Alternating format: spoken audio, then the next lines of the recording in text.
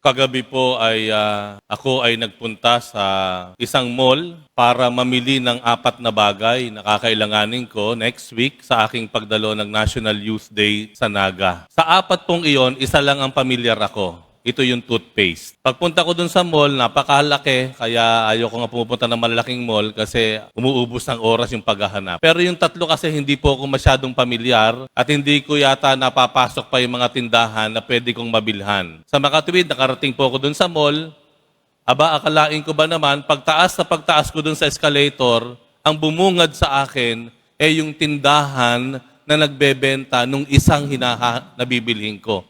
Sabi ko, napakaswerte naman. Kabubukas lamang pala nung last week. Kaya nakabili agad ako. Hanggang pumunta na ako, hahanapin ko yung pangalawa.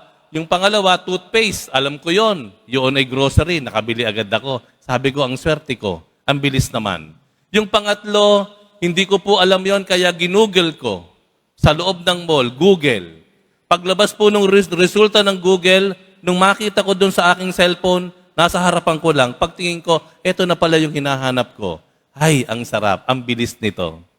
Yung pangatlo, yung panghuli, sabi ko, mukhang mahihirapan ako dito. Nung ako ay papunta na po sa sasakyan, abay, akalain ko ba naman, yung tindahan, yung maliit na stall, nandun lang, papalabas. Nakita ko, ay, eksaktong-eksakto.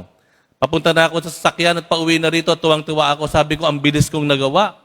Yung isa lang ang pamilyar, 3, mabilis kong napuntahan, nabili. Tuwang-tuwa ako. Thank you, Lord. Sabi ko, thank you, Lord. Naging mabilis po ang aking pagbibili. Pagdating ko po sa sasakyan, ito na ang problema. Ano yung problema? Hindi ko makita yung aking parking card.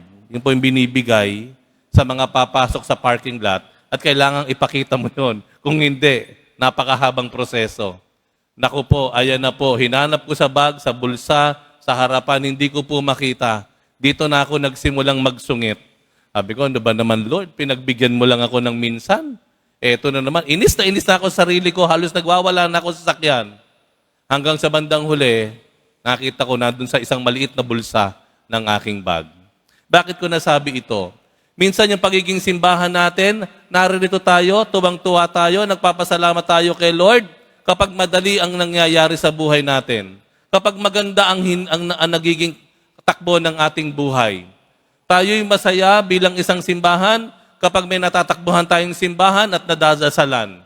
Kapag ang simbahan malinis, merong upuan, masayang-masaya tayo kapag maganda ang nangyayari sa takbo ng buhay natin. Pero kapag ang simbahan naman ay may hinihiling sa atin, dito tayo nagbibingi-bingihan.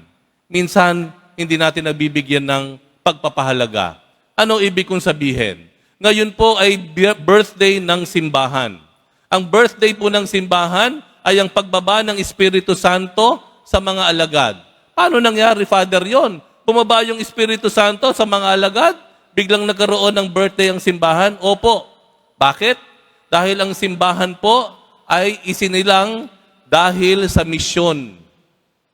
Ang misyon po ang nagbibigay buhay sa atin bilang simbahan. Ano ibig kong sabihin? Pakinggan niyo po yung sinabi ni San Pablo sa kanyang sulat sa mga taga-Korinto. Ang sabi niya, hindi ako nagmamayabang dahil ako'y nangangaral ng mabuting balita. Ang sabi ni San Pablo. Pero ano sabi niya? Sumpain ako. Ulitin ko. Sumpain ako kapag hindi ko ipinangaral ang mabuting balita. Ano sabi ng simbahan? Ang ating mga obispo, kapag ang simbahan tumigil sa kanyang misyon, sa kanyang paglilingkod, mamamatay ang simbahan. Dahil ang Espiritu Santo ang nag-uudyok at nagbubunsod sa atin na hindi lang mamuhay ng matiwasay at mapayapa, ngunit ito ay nagtutulak sa atin para magmisyon. Tayo po ay nakakasama dito sa simbahan na ito dahil may mission po tayo. Nabubuhay ang simbahan dahil may misyon. Kapag tumigil na ang simbahan sa pagmimisyon, pare-pareho tayong mamamatay, maliligaw, at mapapahamak. Ano yung dapat nating bantayan sa ating simbahan? Kapag tayo po ay nagkaroon na lamang ng itinatawag ni Pope Francis, introversion. Yung inward looking, puro tayo na lang ang nakikita natin. Puro mga tayo na lang, nagkakakitaan. Hindi na tayo tumitingin sa nangyayari sa labas. Kapag ang simbahan na lamang po, puro mga selebrasyon sa simbahan, puro mga nobina sa simbahan, at wala nang pakialam sa nangyayari sa kapaligiran, diyan po unti-unting namamatay ang simbahan. Bakit? Kasi tumigil siya sa pagmimisyon. Tandaan niyo po ito, ikaw at ako bahagi ng simbahan. Kapag tayo nakulong na lamang sa simbahang ito, nagnunubina, nagdadasal, at kung ano-ano pa, tayo'y may kanya-kanyang samahan, organisasyon, kapag tayo na lamang ang nagtitinginan at nagbulag-bulagan tayo sa nangyayari sa kapaligiran, nagbigi-bigihan tayo sa nangyayaring daing at iyak ng ating mga kababayan, doon po mamamatay tayo bilang isang simbahan. Maliwanag po? We should be outward looking. Titingin tayo sa labas, ano nangyayari ba sa labas? Ang tawag ni Pope Francis doon, extroversion. We look outside. Nawa ito ay ang pagiging simbahan natin, pagdarasal natin, may kinalaman kung ano nangyayari sa labas. Alam niyo kung bakit marami pong ayaw magsimba? Dahil ang simbahan, tingin nila, irrelevant, pasay, luma na raw, laos na ang simbahan. Bakit kanyo?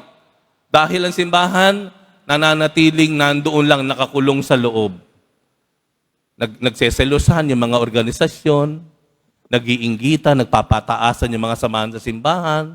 Tayo mismo nagsisimba, tayo lang. Pumunta ka sa simbahan, wala kang nakikita. Natapos ang simbahan, wala kang binate. Wala kang initian. May nakita kang nadaanan kang dumi o basura, hindi mo dinampot. Ano ibig sabihin? No? Nakukulong ka lang. Ang simbahan mo, ang pananampalataya mo, nakandito lang, nakukulong sa sarili mo. Kapag ganun ang ating pananaw at kalakaran, mapapahamak tayo. Pare-pareho tayong mamamatay. We cannot be introvert. We should be extrovert. Yung ating pagdarasal dito, ang ating mga pagdiriwang dito, mga nubina, mga piyesta, dapat meron pong kinalaman iyan sa nangyayari sa ating mga kababayan. Okay? Pangalawa, babantayan natin ang ating sarili. Kapag ang ating pagiging bahagi ng simbahan, ang inuuna natin, yung sarili nating kapritsyo. Yung ating sa mga sariling hilig. No? Yung mga kapritsyo na lamang. Minsan ito nangyayari sa mga lingkod simbahan. Ano po? Ha? Ang nagugugol na lang ang panahon sa simbahan, ang tinitingnan at pinag-uusapan, yung kanyang sarili. Yung kanyang organisasyon. Mga kapritsyo. No? Nauubos ang oras sa pagtingin sa pangailangan ng isa, pero nalilimutan ang magagawang mabuti kapag nagkakaisa. Nauubos ang oras at lakas sa simbahan dahil sa pag-aasikaso ng pangangailangan ng isa, ngunit hindi nabibigyan ng halaga ang magandang magagawa kapag nagkakaisa. Yun po, Kaya sa mga simbahan kagaya nitong Quiapo Church, ito po ay very prone to politics. Pataasan ng samahan, palapitan kay Father, ay hindi po pwede iyon. Pumunta tayo dito hindi dahil sa ating sariling kapritsyo o ambisyon na ikaw ay matingala, ikay pinuno, ikay makasali, ikay mailagay, maisulat, mabanggit. Hindi po, kung tayo naglilingkod sa simbahan ng Quiapo at ang ating hinahangad lang ay sarili nating kapritsyo, ay hindi po yun ang kalooban ng Diyos. Ang kalooban ng Diyos, pumunta ka rito dahil gusto mong magkaisa tayo at makagawa tayo ng magandang bagay sa ating mga kababayan. Ano sabi sa ikalawang pagbasa? Tayo daw, iisang Diyos nga ang ating sinasamba. Tama iyon. Pero dapat alam natin kung ano ang ating papel. Hindi pwedeng you step over others' feet. Tandaan po natin, lalo sa mga naglilingkod sa simbahan at nais maglingkod sa simbahan. Hindi lang paglilingkod sa simbahan ang hinihingi sa atin. Kailangan malaman mo rin kung ano yung partikular na papel mo. Maliwanag po? Baka very passionate ka. You are on fire. I want to serve the Lord. I want to serve the church. I will do everything. Sa sobrang passion mo and on fire mo, natapakan mo na yung iba, nasapawan mo na yung iba, hindi mo na nabigyan ng paggalang yung iba. Hindi po ganon. Kailangan alam natin kung ano yung partikular na papel. Hindi lahat kailangan mong gawin. Hindi lahat kailangan mong sakupin. Kasi kapag ginawa mo yon, malulumpo ang simbahan. Imagine niyo kung lahat tayo puro kamay. Sige nga. Kung tayo puro kamay, paano ka lalakad? Paano kung puro tayo ilong? Paano kung puro tayo paa? Puro tayo mata? Tumayo ka, puro mata ka. Ano nangyayari sa iyo? Kaya nga ba si San Pablo, sinabi niya, ikinumpara niya ang pagiging simbahan sa isang katawan ng tao. Na ang katawan ng tao, magkakaiba ang bahagi, magkakaiba ang ginagawa, magkakaiba ang papel, pero pag pinagsama-sama mo, ito ay nabubuhay at lumalakas. Ganun ang paglilingkod sa simbahan. Hindi ka lang sa papasok, gagawin mo ang lahat, wala kang pakialam sa lahat. Hindi. Kailangan, kung maglilingkod ka sa Diyos, kung maglilingkod ka sa isang simbahan, alam mo kung ano yung partikular na papel mo at gagalingan mo doon. Dahil alam mo, pag ginalangan mo doon, ang lahat ay makakapakinabang, ang lahat ay sama-sama at maayos na makapaglilingkod sa Diyos. Amen? Ang pinag-uusapan ko po ito, simbahan, hindi lang po tungkol sa pare, hindi lang tungkol sa mga volunteers dito, ito po ay tungkol sa bawat isa sa inyo. Dahil ang bawat isa sa atin, ang bumubuo ng simbahan. Ang tanong ko po ngayon sa atin, kayo po, bilang nagsisimba, hindi man kayo active dito sa simbahan, ano po yung papel na nakikita nyo dapat gampanan sa ating pamayanan? Ano yung partikular na papel o iyong ambag o iyong magagawa para palakasin at ipagpatuloy ang buhay natin bilang isang bayan, bilang isang pamayanan?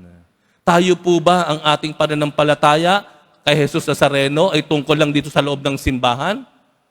Ito po bang ating pagdedebosyon sa Jesus Nazareno? Tungkol lang po ba yan sa pagsusuot ng kulay maroon, pagkaroon ng panyo, pagtatali ng kulay maroon, paglalagay ng mga uniforme na mayroong mukha si Jesu Kristong Nazareno? Yun lang po ba? Dapat po lampasan po natin iyon. Kailangan maging relevant ang simbahan. Hindi kailanman pwedeng maging laos ang simbahan kung ang bawat isa sa atin ay magsisimulang dumungaw sa bintana, lumabas, dalhin ang pananampalataya sa pamayanan. Kaya mamaya po, pagkatapos ng misa, ang sinasabi natin, tapos na ang misa, humayo kayo. Yun po ay simula at tanda ng ating pagmimisyon. Hindi dito sa loob ng simbahan, dun po sa labas ang ating misyon.